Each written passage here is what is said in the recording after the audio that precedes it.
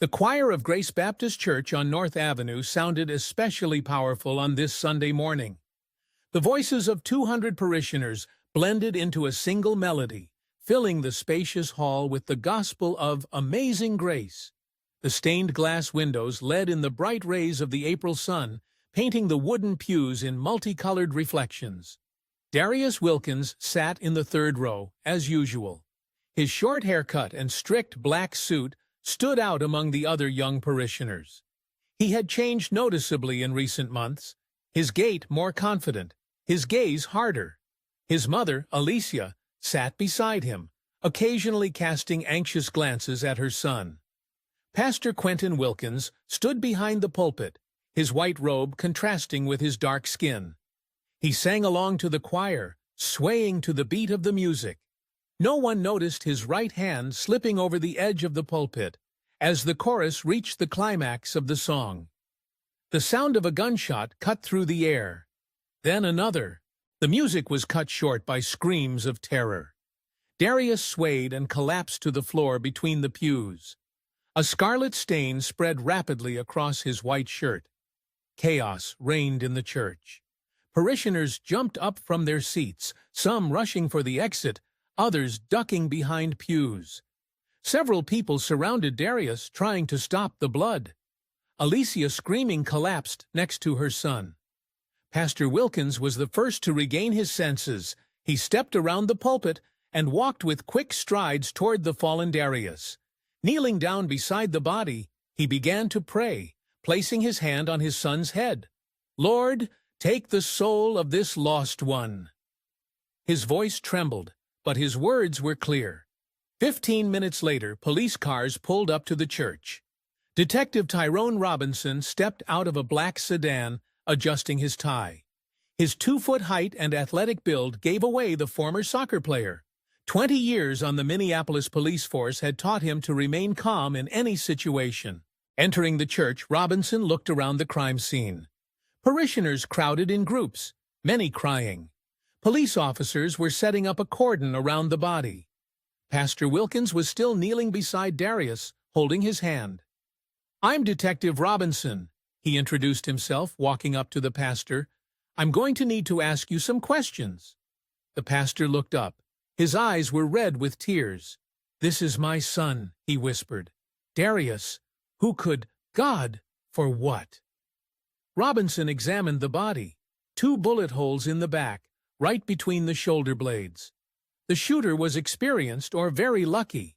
The position of the body suggests the shots came from the back of the church. "Did anyone see the shooter?" the detective asked the crowd. People shook their heads in the negative. At the moment the shots were fired, everyone was looking at the choir or had their eyes closed in prayer. "I saw a shadow in the doorway," said the pastor, slowly rising from his knees. "Someone was there, but I couldn't see who." Robinson pulled out a notebook. His experienced eye glided over the room, noting details. The position of the benches, the distance to the exits, where the assassin might have fired from. "Did you see anyone you didn't recognize on duty?" "No, all of us," answered Deacon Johnson, a gray-haired man with glasses. "I meet the congregation at the front door every Sunday."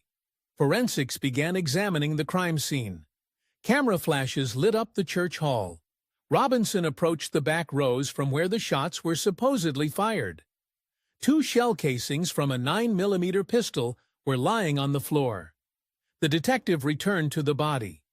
Alicia Wilkins was still sitting next to it, hugging her son's head. Her dress was stained with blood. Robinson squatted down beside her. "Mrs. Wilkins, I'm so sorry. Did your son have any enemies? Someone who might have wanted to harm him?" Alicia raised a tear-stained face. She opened her mouth as if to say something, but closed it. Her gaze drifted to her husband, who was talking to the other parishioners.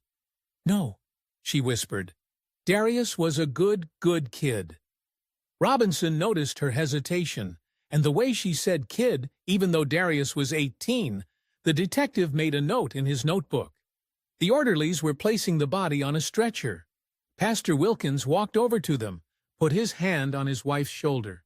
"Detective, When can we pick up the body? We need to make funeral arrangements. After the autopsy, Robinson replied. It's standard procedure in a homicide. At the word murder, the pastor shuddered. Alicia sobbed and buried her face in her husband's shoulder. Robinson looked around the church. Something about the picture didn't add up. 2 precise shots for a random killer, 2 strange reactions from the parents, and that shadow in the doorway that only the pastor could see. The detective walked over to the pulpit where the pastor usually stood during the service. From here, he had a perfect view of the entire auditorium. He ran his hand over the polished wood and froze. His fingers felt a small indentation on the inside of the pulpit, hidden from the eyes of the congregation. Robinson leaned over and saw faint traces of gunpowder. The North Minneapolis police station was buzzing like a disturbed beehive. In interview room 3, Detective Robinson methodically interviewed witnesses. Each parishioner told roughly the same story. The shots had come from the back of the church during the singing of the hymn. Mrs. Harris, a 60-year-old Sunday school teacher, was nervously rubbing her handkerchief. I was sitting in the 5th row on the right. When the shooting started, I turned around, but there was no one there. Only the door slammed. Mr. Freeman, the owner of the local grocery store, confirmed what she said. The shots were definitely coming from behind. I saw someone run out the side door. I didn't get a good look at their face. It was too fast. Robinson was making notes in his notebook. The evidence was consistent. The shooter had been in the back rows and had fled through the side exit as soon as the shots were fired. But no one could describe his appearance. Pastor Wilkins was the last person to be interviewed. He entered the room keeping a straight face, but his movements betrayed an inner tension.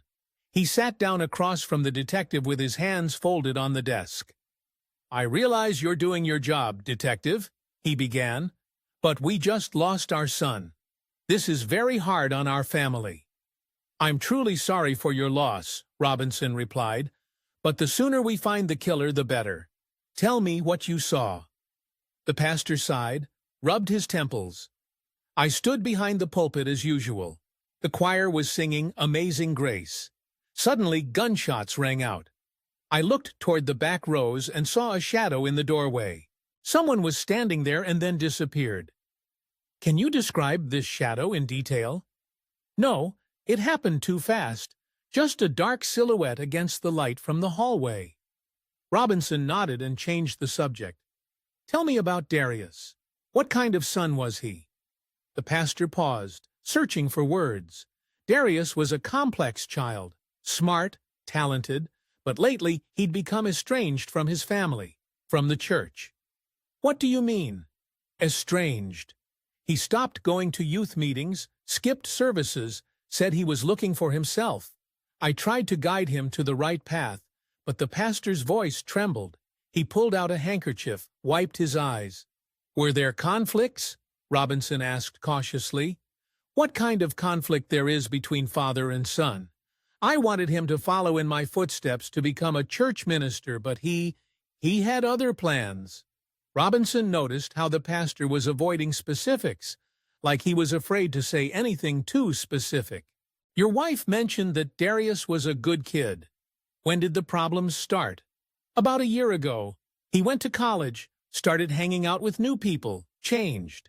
After the interview, Robinson called Alicia Wilkins in. She looked devastated, eyes red from crying. She sat on a chair, clutching a handkerchief.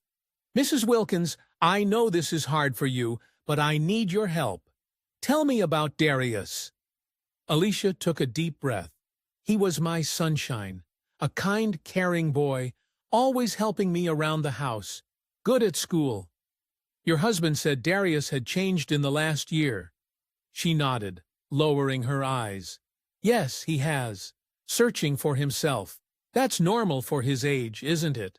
All teenagers go through that. Did he have any enemies? Anyone who might want to hurt him?" "No." Alicia raised her head, tears glistening in her eyes. "Darius didn't hurt anyone. He just wanted to be himself." The last words sounded like a confession. Robinson sensed there was more behind them. "What do you mean, be himself?" Alicia hesitated, glanced at the door. "Nothing in particular, just looking for my way in life." After the interviews, Robinson assembled a team to discuss the leads. Sergeant Taylor and CSI Carter were in the conference room. "What have we got?" Robinson began. "Victim is 18-year-old Darius Wilkins, son of a pastor. 2 shots to the back with a 9mm handgun. Shooter was in the back of the church. Looks like a hit for hire," Taylor suggested. "The shots were too precise for a random crime." "Or personal revenge," Carter added. "Someone targeted the victim." Robinson nodded. "There are a few oddities. First, the parents' reaction. There's something they're not telling us. Second, this shadow that only the pastor saw.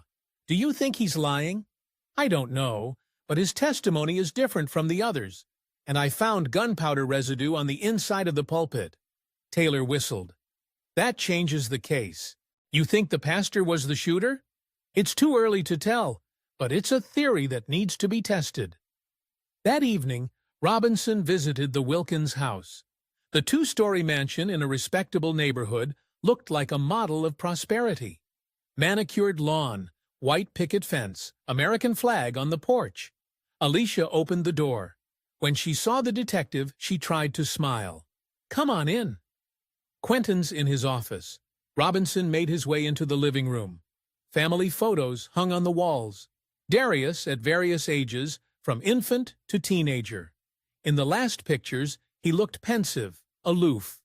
The pastor stepped out of the office, held out his hand. "Detective Robinson, any news?" "It's too early to tell. I just have a few more questions." They sat down in the living room. Alicia brought coffee, but she wouldn't join them, citing a headache. "Pastor Wilkins, you said that Darius is estranged from the church. Did it have anything to do with his personal life?" The pastor tensed up. "What do you mean? Teenagers often rebel against parental values. Maybe Darius was dating someone you didn't approve of." "Darius wasn't interested in that sort of thing. He was focused on his studies." Robinson saw the pastor clench his fists, clearly hit a sore spot. "What about his friends? Who did he hang out with?" "A church youth group, mostly. Although lately he'd made some new friends from college." "Can you name names?" The pastor shook his head. He wouldn't share, said it was his own business. After his visit with the Wilkins, Robinson returned to the station. There was a preliminary forensic report on the table. 2 bullet wounds, instantaneous death. But there was one detail that caught the detective's attention. Traces of hormone therapy in the victim's blood. Robinson leaned back in his chair. The pieces of the puzzle were beginning to fit together. Darius wasn't just changing because of teenage rebellion. He was changing his identity, and someone couldn't accept that. Monday morning began for Detective Robinson with a visit to the community college. Minneapolis North Community College was housed in a modern glass and concrete building. Robinson headed to the office of Dean of Student Affairs, Monica Johnson. The dean, an energetic woman in her 50s, greeted him with a concerned look. "A terrible tragedy. Darius was one of our best students. What can I do for you, Detective? I need information about his college life. Friends, faculty, any details that might help with the investigation." Monica thought for a moment, then pulled a folder from the file cabinet. "Darius enrolled here last year, straight-A student, student council activist. But 3 months ago, there was a change." "What kind of changes?" "He came to me and asked me to change his name on his paperwork. Said he was transgender and wanted to be called Darius instead of Danielle." Robinson made a note in his notebook. That's the missing link. "How did the administration respond?" "We supported his decision. We have a clear non-discrimination policy. The faculty and students were sympathetic." "And his family?" The dean sighed. "Darius asked us not to tell his parents. Said he'd tell them himself when he was ready. Apparently he was afraid of their reaction." Robinson asked for a list of Darius' friends. First on the list was Marcus Green, his roommate in the dorm. The detective had found him in the student cafeteria. Marcus, a skinny guy with glasses, looked depressed. "I still can't believe he's gone," he said, when Robinson introduced himself. "We were best friends. Tell me about Darius, about his transgender transition." Marcus nodded. He'd been coming to this for a long time. At first he just shared his doubts, said he felt out of place in his body. Then he'd started wearing men's clothes, cut his hair short. 3 months ago, he officially came out. How did he feel about his family's reaction? Afraid to tell his father, said the pastor would never understand, that it would be a betrayal of his faith. Did they find out? Marcus was silent for a moment, then nodded. 2 weeks ago, someone in the congregation saw Darius in men's clothes and told the pastor there was a terrible scandal. What exactly happened? Darius came to the dormitory in tears, said his father called him demon-possessed, demon exorcism, threatened to disinherit him, kick him out of the house. Robinson wrote down every word. The picture became clearer and clearer. Did Darius make any specific threats? No, but he was very afraid. He said his father would do anything to preserve the church's reputation. Next, Robinson met with Tasha Williams, Darius's LGBT friend from college. The girl with rainbow dreadlocks met him in the club's room. "Darius was the bravest of us all," she said. To openly declare his identity, knowing what his family was like, it took courage. "Did you know about the conflict with your father?" "You bet I did. Darius told me how his pastor preached to him about sin, made him pray for healing, said transgenderism was the devil's work." Were there any direct threats? Tasha thought for a moment. "One day Darius showed me a message from my father. It said something like, 'God will punish those who reject his laws.' Darius took it as a threat. After college, Robinson went to church. He wanted to talk to the congregation to get their opinion of the pastor's family. Deacon Johnson met him at the front door. "Detective, I was hoping you'd come. There's something I couldn't say in front of everyone." They walked to a small room behind the altar. The deacon closed the door. "I've served this church for 30 years. I've seen Darius grow up. Lately something's changed. Were you aware of his transgenderism?" The deacon nodded. There were rumors. Some parishioners had seen him around town. The pastor was furious. How did he react? He preached sermons on family values, the sin of apostasy. Everyone knew who he was talking about, and then 2 weeks ago he was particularly harsh. What exactly did he say? That God punishes those who deny their nature, that demons can invade those closest to you, that the duty of a true Christian is to save a lost soul at any cost. The deacon was silent for a moment, then added, "I saw his eyes during that sermon. That wasn't a pastor. That was a fanatic." Back at the station, Robinson spread out on the table all the testimony he had collected. Darius's transgender transition, conflict with his father, threats, and religious fanaticism. Everything pointed in the same direction. He called in Officer Martinez, the alibi officer. "What did you find out about the pastor?" "Interesting stuff, Chief." "First of all, he said he was behind the pulpit the whole service, but several parishioners saw him leave the pulpit just before the shots were fired." "Go on." "Second, that shadow in the doorway. No one but the pastor saw it. Everyone says the doors were closed." Robinson nodded, another confirmation of his suspicions. "What about weapons?" "Checking all the gun stores in the area, nothing concrete yet." After Martinez left, Robinson called the lab. CSI Carter gave us an update. Gunpowder residue analysis from the pulpit matches the gunpowder from the shell casings. It was fired from the same gun, and they found microfibers from a church cask on the pulpit. The evidence was piling up, but Robinson needed hard evidence. He decided to talk to Alicia Wilkins again. The meeting took place in a park near Wilkins's home. Alicia looked haggard, with shadows under her eyes. "Mrs. Wilkins, I know the truth about Darius, about his transgenderism." Alicia flinched, but didn't deny it. "I guessed you'd find out. Darius was so happy after his transition, finally being himself. "Why didn't you tell me right away?" "I was afraid." Quentin, he forbade me to talk about it, said it was an embarrassment to the family.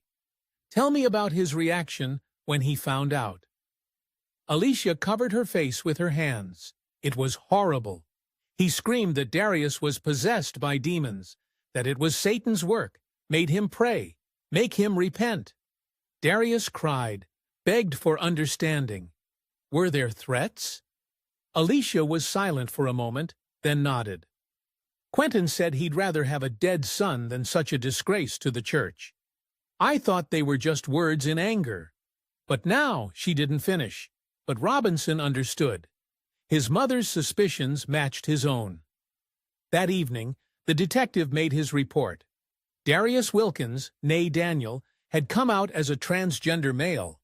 His father, Pastor Quentin Wilkins, saw it as a betrayal of faith, conflict, threats, religious fanaticism, and gunshots in the church. The Minneapolis County Hospital morgue greeted Detective Robinson with the familiar cold and the smell of disinfectants. The white-tiled walls reflected the bright light of the lamps, creating an atmosphere of sterility. Dr. Imani Collins, a forensic scientist with 15 years of experience, was already waiting for him at section table number 3. Dr. Collins was known for her meticulousness and professionalism. Her short, graying hair was neatly tucked under a medical cap, and her brown eyes were focused. "Good morning, Detective. I have some preliminary autopsy results that may be of interest to you." The body of Darius Wilkins lay on the metal table under the bright light of the operating lights, covered by a white sheet. Dr. Collins put on a new pair of latex gloves and carefully pulled back the cloth, exposing the upper body. As I mentioned in the preliminary report, we have 2 gunshot wounds to the back. Let's take a closer look at them. She pointed to 2 holes between the victim's shoulder blades, about 5 centimeters apart. Both bullet channels are directed from top to bottom at an angle of approximately 30 degrees. This is an important detail that tells us a lot about the shooter's position. The first bullet entered between the 6th and 7th ribs on the right side, passed through the right lung, causing it to collapse and lodged in the sternum. Dr. Collins carefully showed the trajectory on the body using a thin metal probe. The second bullet hit just above and to the left, passing between the 5th and 6th ribs. It hit the descending aorta, causing massive internal bleeding. Which wound was the cause of death? Robinson clarified, making notes in his notebook. Definitely the second. The aortic injury caused catastrophic blood loss. Death occurred within 60 to 90 seconds. The first wound, although serious, was not in itself fatal. It did, however, cause severe pain and made breathing difficult. Robinson leaned closer, scrutinizing the edges of the wounds. They were smooth, without the characteristic burns and sooting that usually appear when shot at point-blank range. What about the distance of the shot? Judging by the absence of powder gas burns and traces of soot on clothing and skin, the shot was fired from a distance of at least 3 meters, but definitely no more than 10 meters. The trajectory of the bullets is too straight for more than that. I found microscopic powder particles on the victim's clothing, indicating a medium range. Dr. Collins carefully turned the body over, revealing the exit wounds on the chest. They were significantly larger than the entry wounds with jagged edges, a typical pattern for gunshot wounds. Note the nature of the injuries. The angle of entry of the bullet suggests that the shooter was above the victim. Either he was standing while Darius was sitting in the church pew or he was shooting from an elevated position. Robinson finished for her. Exactly, like from a church pulpit or a choir balcony. Given the 30-degree angle and the victim's height of 5 feet, the shooter must have been about 1.5 meters above the level where Darius was sitting. The doctor stepped back to the side table where the physical evidence lay in clear plastic bags. Now about the bullets. We removed one from the sternum. The other went through and through. 9mm caliber, standard pistol ammo. Bullets deformed, but retains enough characteristics for ballistics. She handed Robinson a bag containing the recovered bullet. The detective turned it in his hands, examining the deformed piece of metal. Anything unusual about the wounds? Well, there's one interesting thing. The shots were fired at minimal intervals, literally one after the other. That suggests either an experienced shooter or that the perpetrator was very close and confident in his actions. Robinson nodded, remembering the witness statements. They all spoke of 2 shots fired almost simultaneously. What about time of death?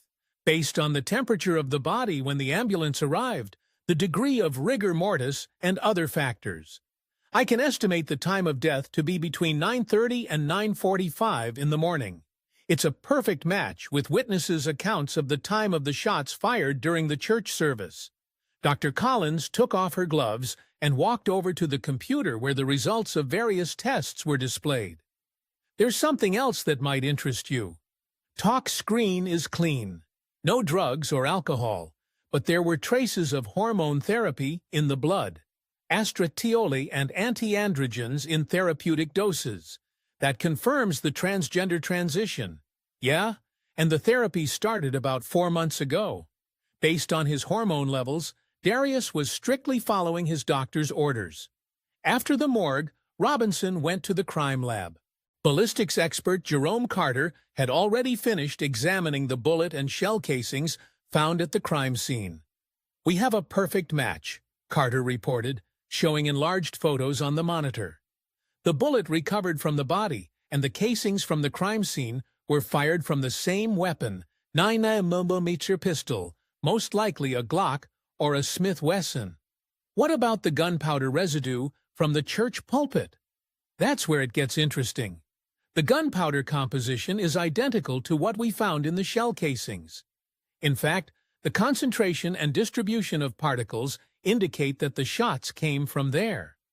Carter displayed a schematic of the church with the points marked on the screen. See, if the shooter was behind the pulpit, the trajectory of the bullets matches the victim's wounds exactly. Distance of about 7 meters, 30-degree angle, it all fits. Could the shots have been fired without anyone noticing? In the middle of a loud choir singing, it's possible, especially if you use the moment when all the parishioners are looking forward or have closed their eyes in prayer. Plus, the acoustics of the church could distort the sound, making it look like the shots came from behind. Robinson studied the diagram. The pastor stood behind the pulpit, had a straight line of fire, was at the right height, and the gunpowder residue pointed unequivocally to that location. What about the suspect's clothing? We checked Pastor Wilkins' cask. There were microscopic traces of gunpowder on the inside of the right sleeve, concentrations consistent with proximity to a firearm at the time of the shooting. Carter pulled out another bag of evidence. One last thing on the pulpit. We found a small indentation in the wood that looks like a gun butt mark. Someone could have used the edge of the pulpit to stabilize the scope. Back in his office, Robinson laid out all the evidence he'd collected. The picture of the crime was becoming clearer. 2 shots from a 9mm pistol fired from the church pulpit, gunpowder residue where the pastor was standing, microparticles on his clothes, the angle of the shots corresponding to the position behind the pulpit. All that remained was to find the gun itself and link it to the suspect. Robinson picked up his cell phone and dialed his partner's number. "Martina, I need you to check all gun sales for the last 6 months, especially interested in 9mm handguns, and get a search warrant for the Wilkins house." Tuesday morning was overcast. Detective Robinson sat in his office, reviewing surveillance footage from neighboring buildings. The quality was mediocre, but enough to analyze. Officer Martinez entered the office carrying a folder of documents. "Chief, we have the results of the gun store sweep. The Northern Gun Shop on Lake Street found an interesting record." He put a copy of the receipt on the desk. 4 weeks ago, one Quentin Wilkins purchased a Glock 17 9mm caliber, paid cash, presented all the necessary paperwork. Robinson scrutinized the paperwork. The signature matched the pastor's signature on the church documents. That's good. What does the seller say? Remembers the buyer. Says the pastor said the gun was for self-defense. Apparently there's been an increase in thefts in the neighborhood. The detective is leaning back in his chair, another piece of the puzzle falling into place. What about the search warrant? Judge Henderson signed it. We're good to go. An hour later, a police team arrived at the Wilkins house. Alicia opened the door, her face pale at the sight of the warrant. Mrs. Wilkins, we need to take a look around the house. Where's your husband? At the church. He's meeting with the congregation. The search began in the pastor's study. The bookshelves were filled with religious literature and seminary diplomas hung on the walls. In a desk drawer, Robinson found gun papers and an empty holster. Where's the gun, Mrs. Wilkins? Alicia fidgeted nervously with the hem of her blouse. I don't know. Quentin usually carries it with him. In the bedroom, in the nightstand by the bed, forensics found a box of cartridges, 9mm, same brand as the shell casings from the crime scene. While the search was underway, Robinson took Alicia into the living room. Mrs. Wilkins, we need to talk. When did your husband find out about Darius's transgenderism? Alicia sank down on the couch, covering her face with her hands. Saturday night, the day before that Sunday. Tell me more about it. She took a deep breath, gathering her strength. Mrs. Johnson from the church choir saw Darius at the mall. He was wearing men's clothes with a short haircut. She called Quentin. How'd he react? He didn't believe it at first. Then he started calling Darius, demanding to come home. When Darius arrived, there was a terrible scandal. Alicia stopped talking, wiping away her tears. What exactly had happened? Quentin shouted that Darius was possessed by the devil, that it was a disgrace to the family and the church. Darius tried to explain, talked about his feelings, but Quentin wouldn't listen. Were there threats? Alicia nodded. Quentin said it was better to have a dead son than one like that. I thought they were just words in anger, but then he pulled out a gun, started waving it around. Darius got scared and ran out of the house. You saw the gun? Yeah. The same gun he bought a month ago. Said it was for protection. But I always felt it was something else. Robinson wrote down every word. His wife's testimony finally solidified his suspicions. What happened Sunday morning? Quentin was strangely calm. Said God had given him the solution. I didn't pay much attention, thought he'd made his peace. After the search, Robinson went back to the station. On his desk was the video from the surveillance camera installed in the church to broadcast the services. The quality of the recording was good. Robinson scrolled down to the beginning of the service. Here was Pastor Wilkins coming to the pulpit, beginning the sermon. The camera periodically showed the congregation, including Darius in the third row.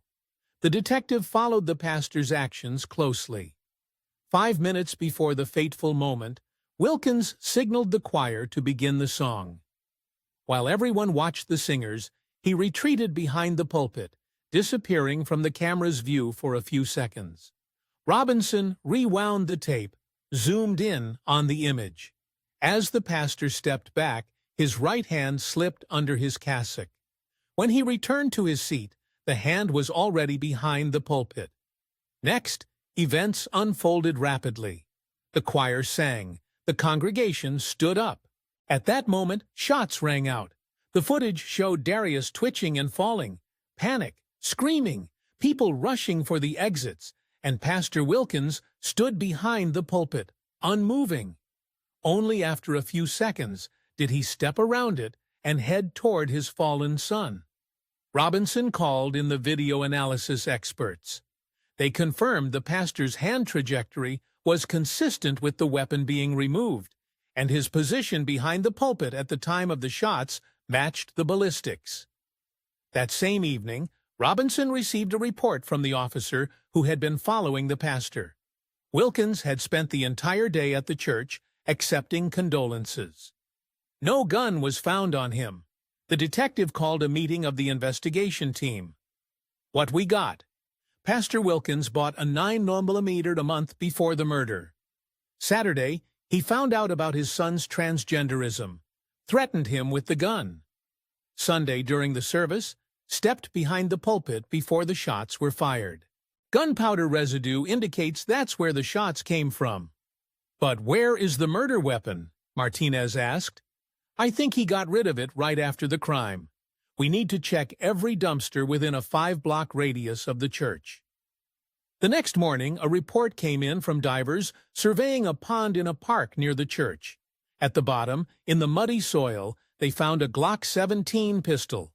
Forensics confirmed it was the murder weapon. Serial number matched the gun that Pastor Wilkins bought. There were fingerprints on the grip, despite being in the water. Robinson laid out the evidence in front of him. Motive: religious fanaticism and fear of reputation. Opportunity: access to the pulpit and knowledge of the service schedule. The murder weapon was a gun purchased by the suspect himself. All that was left was to get a confession. But Robinson knew that would be the hardest part of the investigation. Pastor Wilkins was a respected man in the community, and many refused to believe he was guilty. The detective called the district attorney. A charge had to be prepared that would leave the jury in no doubt about the pastor's guilt. Every detail, every piece of evidence had to add up to an irrefutable picture of premeditated murder. In Prosecutor Sandra Washington's office, Robinson laid out all the facts. The experienced lawyer scrutinized the documents. There's enough evidence to make an arrest, she concluded, but you need more for a trial, preferably a confession. I'll try to talk to him again, now that we've found the weapon. That evening, Robinson went to church. Pastor Wilkins was alone, sitting in the front row in front of the altar. He was not surprised to see the detective. "I've been waiting for you," he said quietly. "Knew you'd come."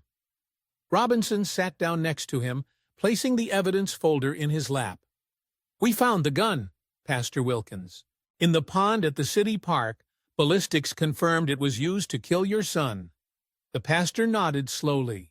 His shoulders slumped, as if a heavy weight was pressing down on them. "I prayed 3 days and 3 nights, asking the Lord to show me the way. And he answered. He said it was time for me to cleanse myself of my filth." Robinson took out a tape recorder, put it on the bench between them. "Are you ready to testify?"